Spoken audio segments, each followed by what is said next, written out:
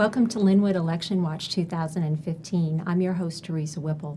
In the studio with us is Loren Simmonds, who is the council president for Lynnwood City Council and is also running for re-election to position 4. Welcome to the program. Thank you. I'm delighted to be here. I appreciate the opportunity to participate. Okay.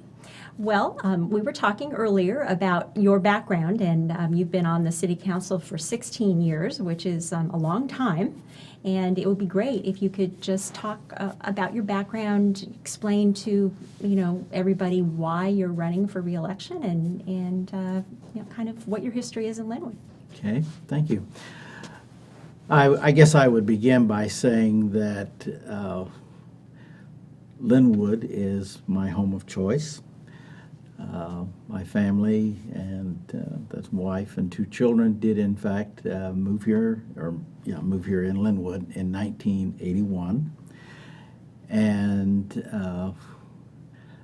that sort of became the place that we got established.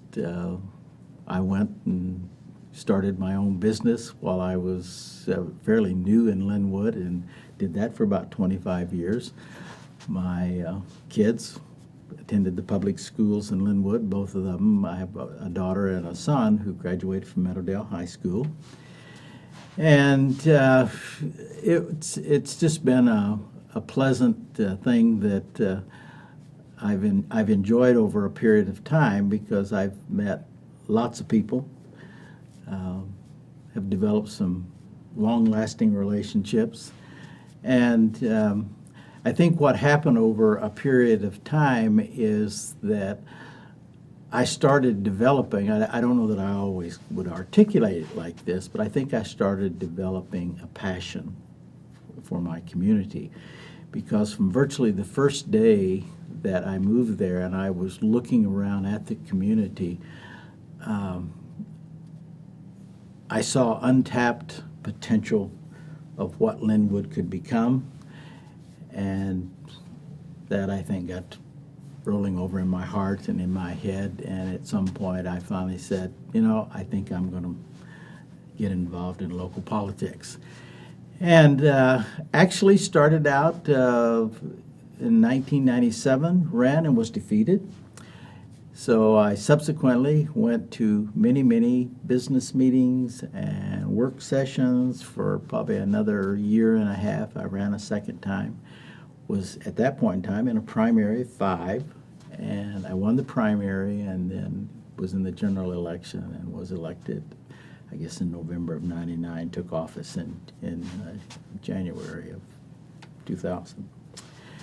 So that's kind of where I got started. I will tell you very candidly, it never crossed my mind that after 16 years I would be still on the city council. I've had some jokingly say that I grew up while I was on the council, and maybe that's true. I'm not quite sure. But I will say that in the course of being on the council and actually having the opportunity to serve under currently the 4th mayor in the years that I have been on the council, that it has been a very rich experience. The positive, in my opinion, has far outweighed the negative. Not that there haven't been some, every job has its aspects to it that you probably could do without, so to speak. Mm-hmm. But I've been very pleased and felt that my time was well spent and invested. I think at this point in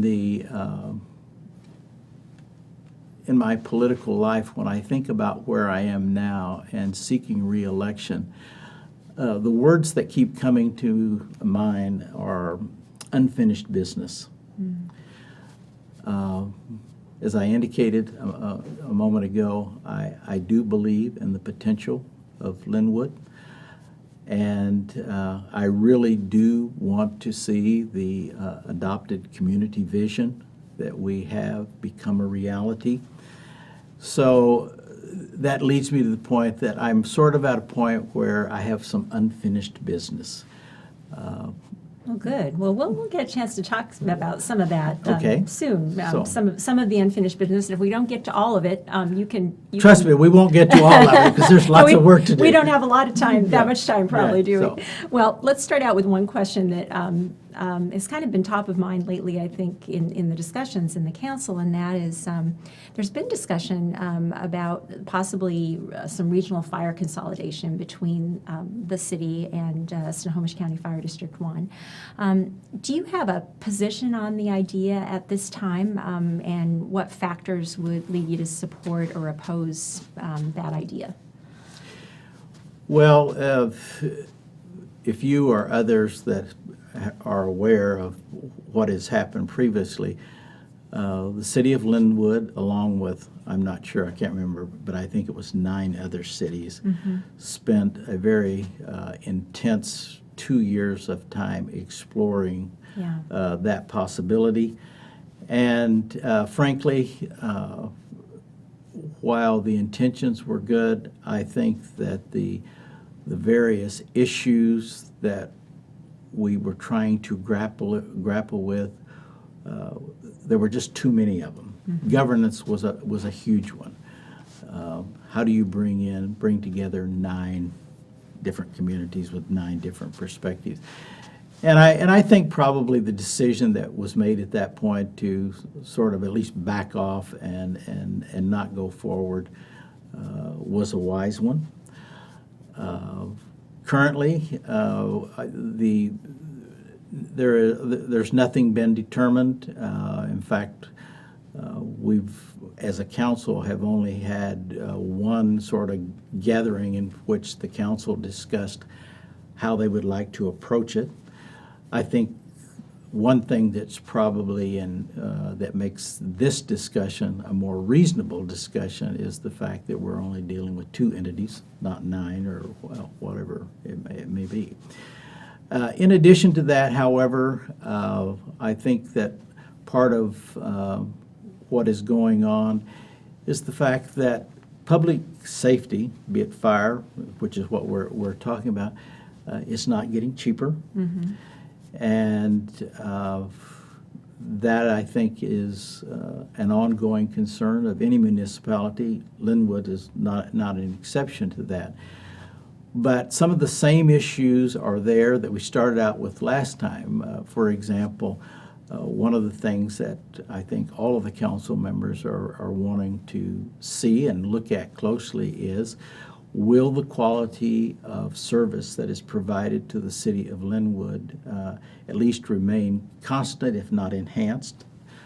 Want to know probably what will be the net effect if we wind up partnering with others. How will that translate out to our own firefighters that have been with us a long time? I think there's some question marks there because they have their union, we have ours. And I probably could go on, but the point is there are some common things in the discussions that are sort of pending at this point that we had earlier, but possibly is a greater chance that we could work through them and come to some conclusions.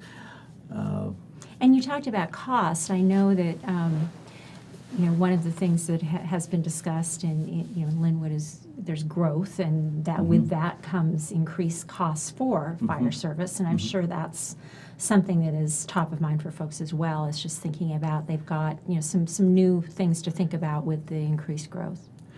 Well, they do, and some of the things that aren't immediately apparent to most of us as we drive up and down the street is that currently we have permitted, in fact, I just went through the list 2 days ago. Right now, we have 20 very significant projects that are going to be built or about to be built, as the case may be. And any time that you build buildings that are 6 and 7 and 10 stories high, that brings with it its own raft of considerations, to say the least, which you have to have equipment. Yeah. And And that's not cheap. that is not cheap. And it's one of those things that you have to be anticipating what might happen. And, we currently have a new fire chief who has brought with him experience dealing in an environment where the kinds of things that we're trying to anticipate and are trying to get prepared for, he's been there and done that. So I feel like that we have a good person at the helm that has some experience that will not lead us astray. He's very savvy. He's very savvy, and that gives me encouragement too, because having been there and done that, we can pretty well just ask any question we want and have the assurance that he has some experience base to help us with. Okay, great.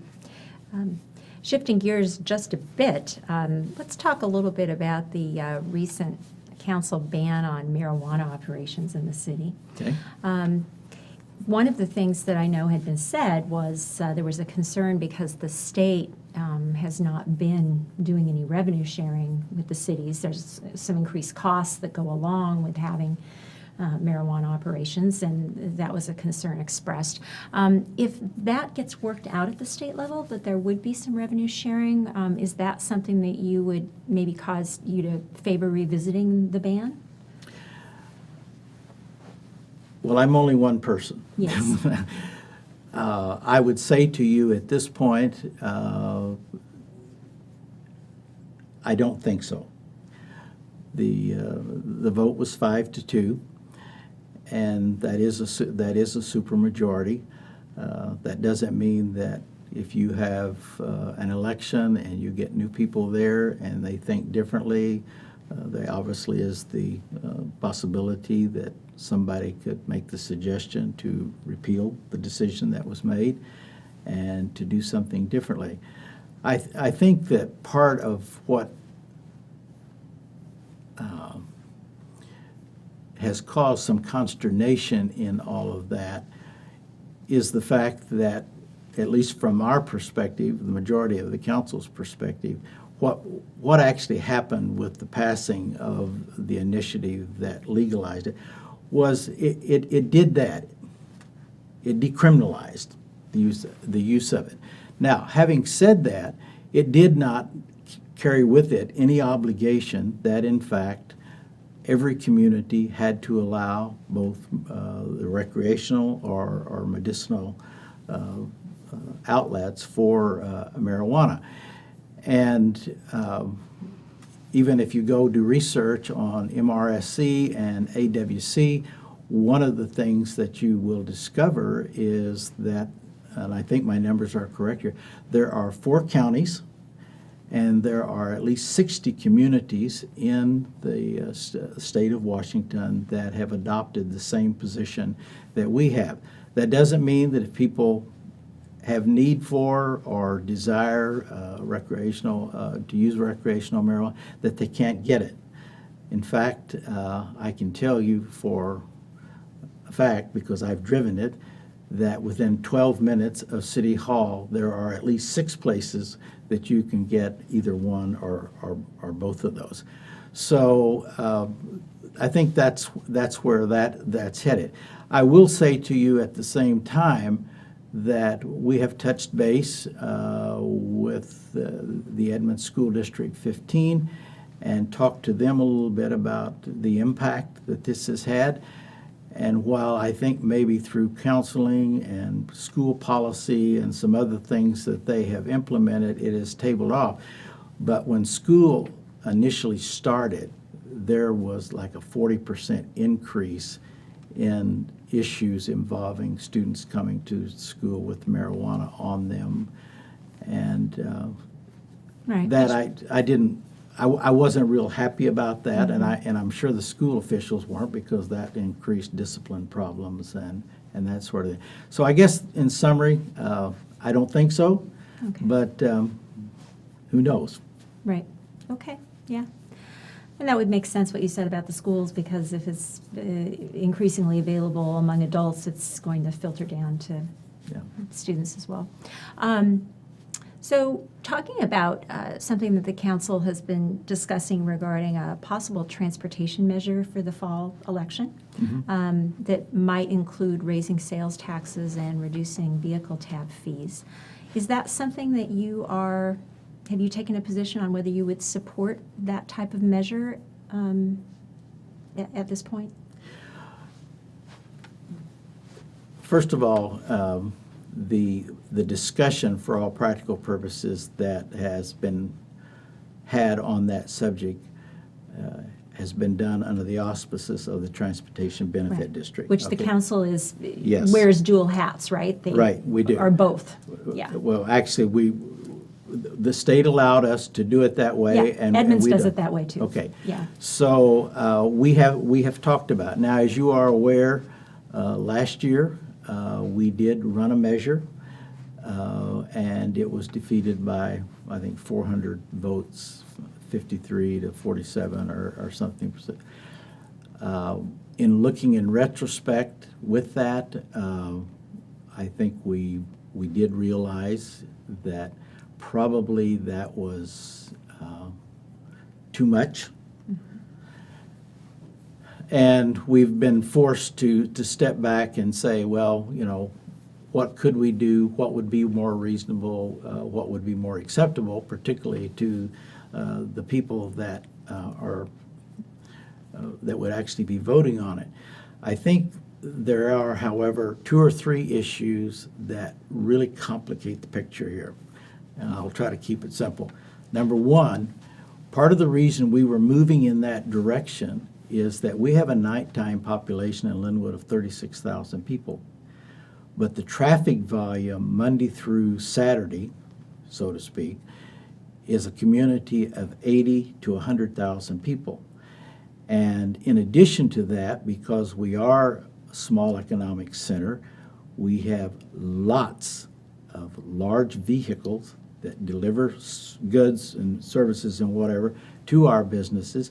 And in addition to that, there is virtually no community transit bus route that doesn't go through Lynnwood in some form or another. And That takes its toll on the streets. Oh, we've got streets that are, you'd think they were paved in corduroy. I mean, there's it's just it's like that. So part of our thinking was, whenever you have 350,000 traffic trips a day go through your community, that it only made sense that we possibly could get some help with that, because we've got all these people coming through it, going to work, going shopping, or whatever. It remains to be seen whether or not we can find a happy section on that. However, the added dimension to this, which really gets it complicated, is that community transit, and I personally have participated in conversation with some of their key people. As you are aware, I don't know what the status is just today, but they are really lobbying hard to be given permission to go out for another ballot measure, and they have made no bones about the fact that they want to raise it 0.3 of 1%. The sales tax. Yeah, the sales tax. Whether or not they're given that rein or not, I think it remains to be seen. And then you add to that Sound Transit 3 is also working on it, and they're talking about coming back next year, and they've included car tabs, sales tax, property tax.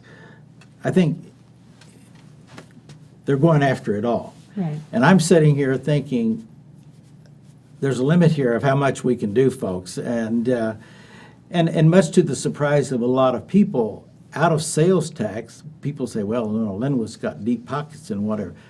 The truth is that out of all of the sales tax that comes through Lynnwood, we get 9 cents on the dollar. And the lion's share of it either goes to the state or it goes to those entities that have been approved by ballot measure, such as school bonds. Another one is community transit.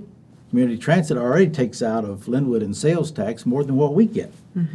Now, I'm not saying anything bad about community transit or Sound Transit 3. I'm just saying that I think we are sort of in a convergence zone here, and something's got to give, because pretty soon if we don't, we're going to be having 12 or 13 cents percent increase. Right. Yeah. So Well, are there any other options? I mean, obviously, there's look at the budget and see if there are ways Well, to reallocate money, I guess, huh?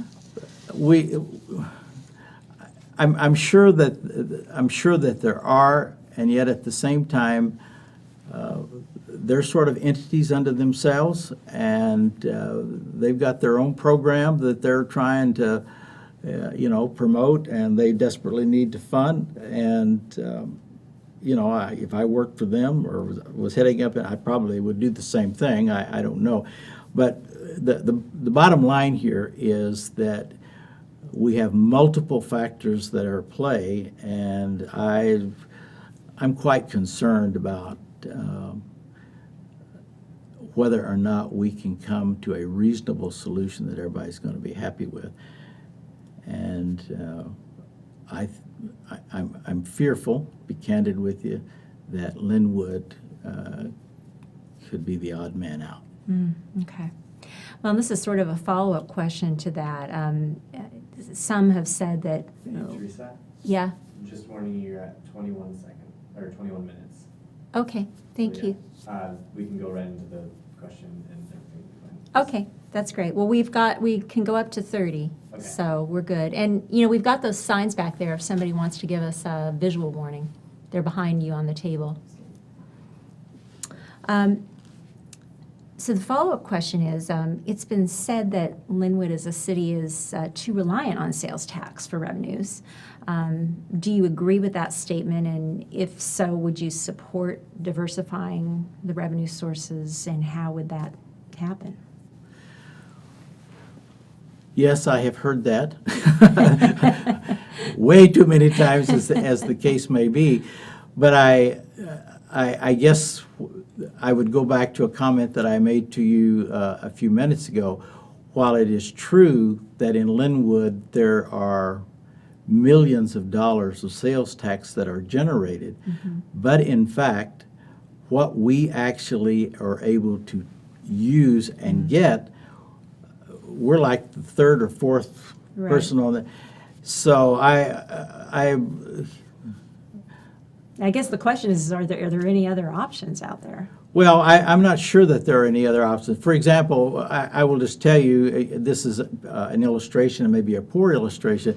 We actually entertained the idea in our general discussion, would it make a ballot measure more plausible and appealing to people if we said to the people of Lynnwood, tell you what, if you approve 1.5%, we will do away with the $20 tab.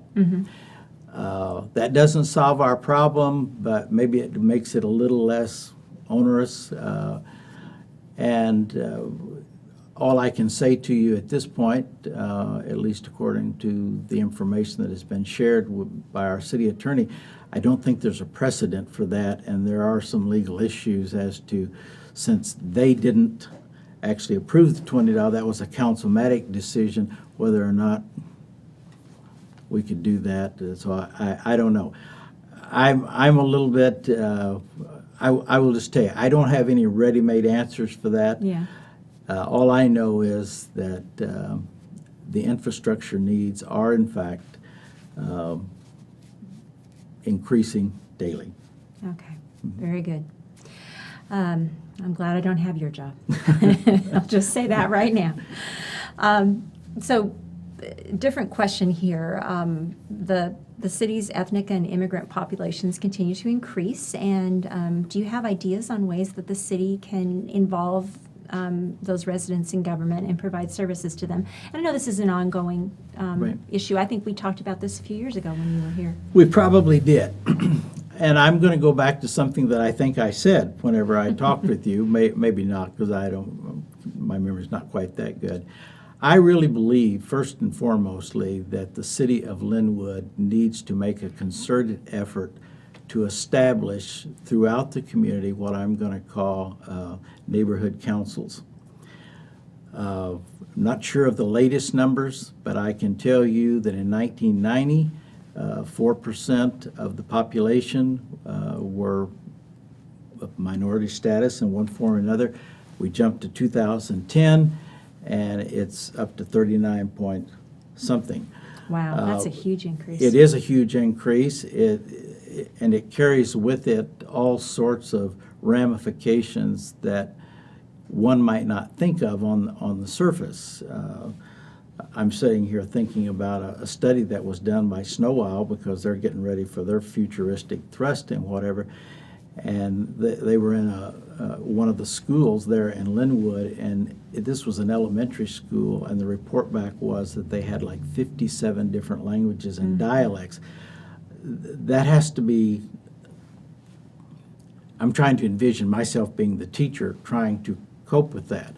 Or how do you talk to first generation immigrants when the parents may not speak English, and so you're trying to communicate to them through your children?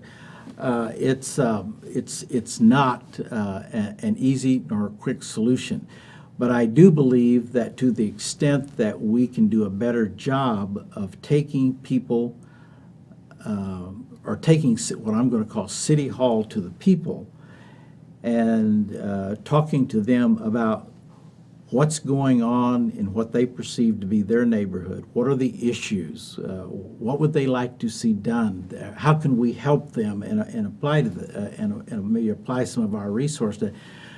I think in the long run that will help. Other issues that may come into play that would be solutions to that. And I've had conversations with Mayor Smith on this on a couple occasions. I actually initiated Lynnwood University 12 years ago or 13 years ago in her effort to reach out to particularly those groups that may have language issues. This year, we're actually going to provide a 4-week session that will be in Spanish. Okay. So I mean, there's probably an endless number of options that we could come up with, but we're not unmindful of it, and we are working on it, however slow it may seem. Okay, very good. So I know we talked about this last time. Red light cameras. They continue to be an issue for some folks, I hear. So is this something that you think the council should revisit, or are you guys done with that? I don't think the council can afford to revisit it for the simple reason that we have too much traffic in Lynnwood, and we cannot staff our police patrol on every corner. The irony of it is that it is pretty much dropped off radically from the time we initiated it. It's probably gone from 100% down to like 60%. And the people that live in Lynnwood, they aren't the ones that are unhappy with it. When you talk about those percentages, what are you referring to? I'm talking about that we had multiple $1 million of stuff that was coming in, and now it's probably down to like $1 million.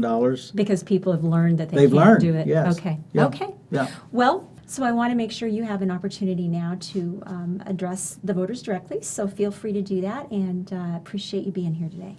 Okay, thank you.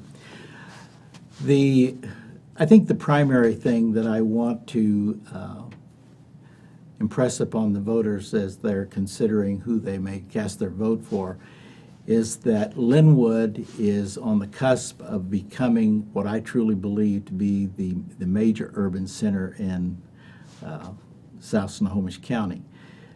To get there, however, we do have some significant issues that are still unresolved, and I would like to have the opportunity to work on those. The first one is our infrastructure, particularly with our streets and arterials. We desperately need to get a funding program that has ongoing revenue in place. In addition to that, we need to expand our economic base beyond an emphasis on retail and hospitality, and I'm thinking in terms of trying to bring in what I would classify as the green footprint of industries that pay family wage jobs and will allow the people to live and work and recreate in the city of Lynnwood. And I think the third thing that we really need to work desperately on is creating what I've identified as the building blocks of transforming a community, and those building blocks are what we commonly refer to as neighborhood councils. That allows us to bring people together to openly and have interaction and conversation with the council leadership and the administration about issues where they are the resident expert. So I would appreciate your vote, and we'll continue to give it my best shot. Okay. Thank you very much, and good luck on your campaign. Thank you.